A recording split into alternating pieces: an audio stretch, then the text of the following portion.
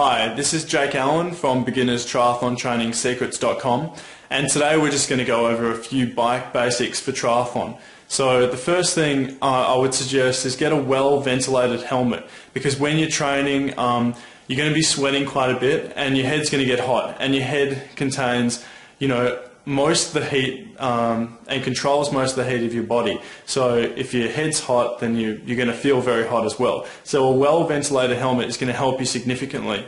Also, when you're training, I would have bright clothing. Use LED lights on your bike, on the front of your bike and on the rear of your bike, because especially if you're riding on the roads, people just can't see you.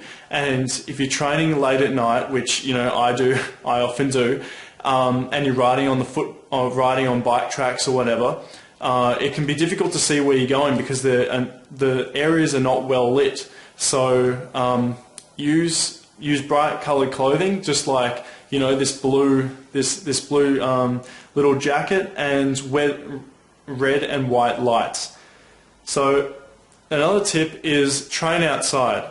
Primarily you're going to be racing outside. So I know a lot of triathletes like to train indoors on their wind trainers, which is really good, don't get me wrong, and especially if it's dark, it's a lot safer to use a wind trainer. But I would suggest training outdoors. Then you're going to get used to wind conditions, riding uphill, getting used to riding near other riders, and it's going to be a different experience. So I definitely recommend riding outside. Now, when you're riding, you need good balance, and your seat is very important in this, because sometimes the seat isn't level. So I would use what's called a spirit level, or just make sure, if you don't have a spirit level, I'd just make sure that it is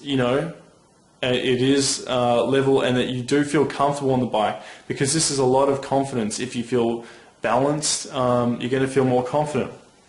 Also, to get even more confident, you want to be able to reach your brakes easily, and you want your brakes to work well. So I would get that checked out before you start riding a lot as well.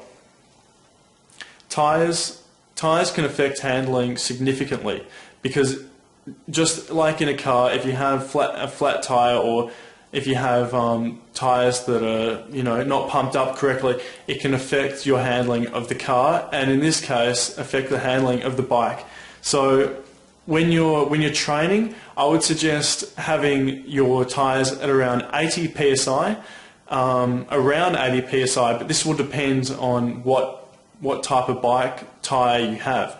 Now when you're racing, you can pump them up a little bit higher, and the reason why I do this is because the higher you have them pumped up, the more efficient they're going to be, and the faster you're going to race.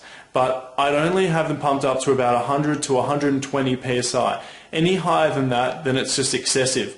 I know guys that have their tyres pumped up to 220 psi, 250 psi, but it's just not necessary.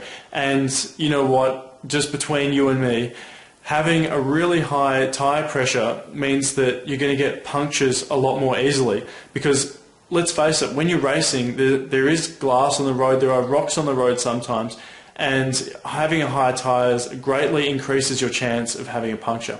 So if you implement these things, I hope that your training is going to go a little bit better, and you're going to race a little bit better as well. So check out beginnerstriathlontrainingsecrets.com, and I'll see you on the site.